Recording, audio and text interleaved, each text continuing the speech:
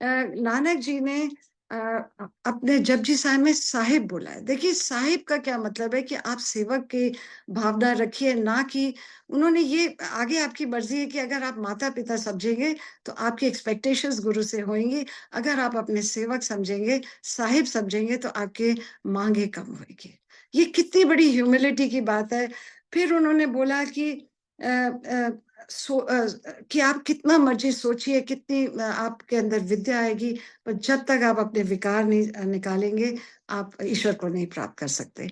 और तीरथ किसी का कोई मान नहीं है जब तक आप ये अपने अहंकार अंदर की सब नहीं निकालेंगे। फिर उन्होंने सुनने के ऊपर बहुत बोला कि एक सबसे बड़ा है कि हुक्म में रहिए। हुक्म में आप नहीं रहेंगे तो कहते हैं आप उल्टी धारा में बहेंगे, तो आपको दुख और सदुख मिलेगा। जो भी आपके साथ हो रहा है, आप हुक्म में रहिए। कहते हैं आपके अंदर कॉन्शियस आपको बताती है कि क्या ठीक है क्या नहीं ठीक है। आप उस आवाज को सुनिए, ना कि मैल से भरिए। हुक्म अंदर सबको, बाहर हुक्म ना कोई। कहते हैं आपकी जो कॉन्शियसनेस है वो आपको बोलती है कि झूठ नहीं बोलना, आपको बोलती है क्रोध नहीं करना, आपको वो कॉन्शियस बता रही है, पर आप सुन नहीं रहे हो। और कहते हैं आपको ईश्वर बताता रहता है, बताता रहता है। और फिर ईश्वर कहते हैं नानक विकसे बेपरवाह। कहते हैं वो बेपरवाह इसलिए हो जाता है कि आप उसकी बात नहीं सुनते हैं, वो आप बहरे हैं। तो कहते हैं आपको बार बार जन्म लेना पड़ता है आपको, क्योंकि आप सुन नहीं रहे हैं उसकी आवाज। अगर आप सुनेंगे तो आप कोई बुरा काम नहीं करेंगे। और नानक जी कहते हैं कि धरती पे ही आपके मोक्ष द्वार है, धरती पे ही सचखंड है। और आप जितना नाम लेंगे, ये सब आपके अंदर के दरवाजे खुलेंगे। और तीरथ का भी उन्होंने बोला है, तीरथ भी आपके अंदर है, कि जो अमृत बह रहा है उसमें आप नहाइए।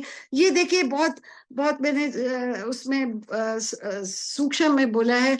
और फिर उन्होंने बोला कि धरती पे आपको इसीलिए जन्म दिया गया है। ये आपका धर्म खंड है कि आप आके काम करिए, और आपका सब लेखा जोखा कर्म की होगी। और आप फिर मेहनत करिए और ज्ञान पाइए, फिर श्रम करिए। और जब आप श्रम करेंगे तो आपको क्या मिलेगा? कर्म खंड मिलेगा। कर्म खंड क्या है? कि आपके अंदर सचखंड, मिनिएचर आपके अंदर सचखंड आएगा। और जो जो पूरा ऊपर है वो आपके अंदर आएगा। और ये किससे आएगा? ये बानी सुनने से आएगा।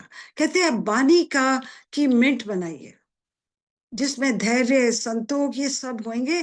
ये बानी की इंपॉर्टेंस है। देखिए तभी मैं इतना बोलती हूँ कि आप बानी को सुनिए, बानी को समझिए। एंड लिमिटलेस है, इट इज लिमिटलेस। जितना आपको, और इसका व्यापार करिए। नानक जी ने कहा अमूल गुण अमूल व्यापार। अमूल क्या है? ये अमूल बानी है। कहते जो भी आप करिए, जो भी ईश्वर का नाम लीजिए, वो अमूल है।